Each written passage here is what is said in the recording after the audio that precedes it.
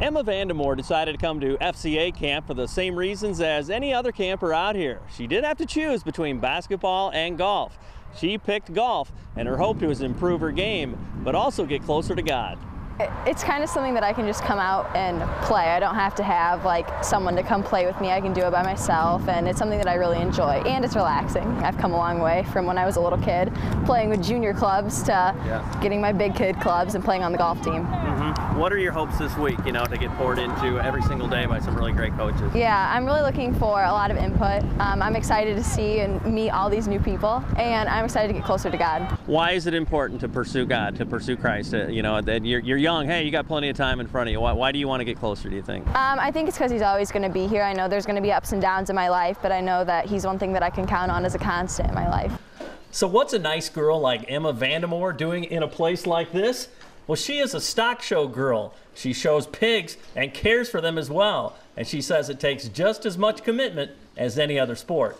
My dad grew up showing livestock in general, just not pigs. He showed sheep, cattle, and obviously swine. But when I was old enough to start 4-H, my dad was like, hey, why don't we get a couple pigs? We'll go uptown to Atkinson, see what they got.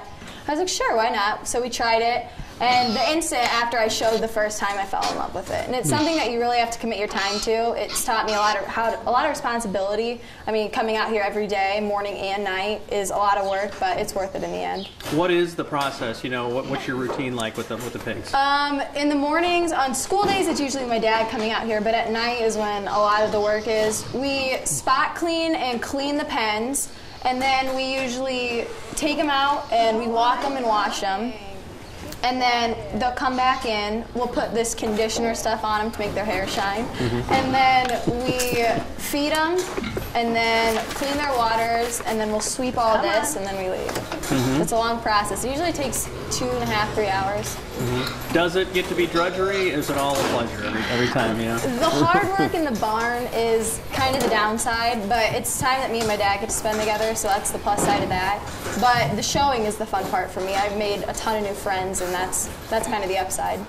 Talk about what the atmosphere is like when you're showing. You said, hey, there were probably 3,000 head at one of your events. Right? Yeah, there's a lot of little kids that are starting to show, but it's chaotic. I'm not gonna lie. There's pigs running everywhere, and it takes about half an hour, 45 minutes before you actually show to get your pig ready.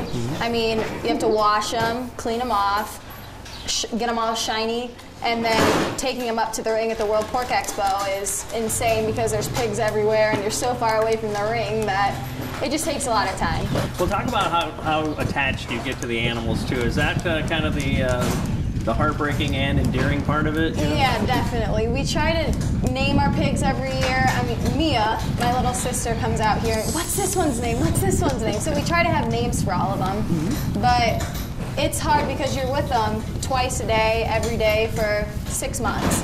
And you get really attached to them like they're your pet. I mean, we always kind of joke how these are our pets away from our dog Oreo at home, but it's hard watching them get off the trailer at the market and knowing that got to get new ones next year.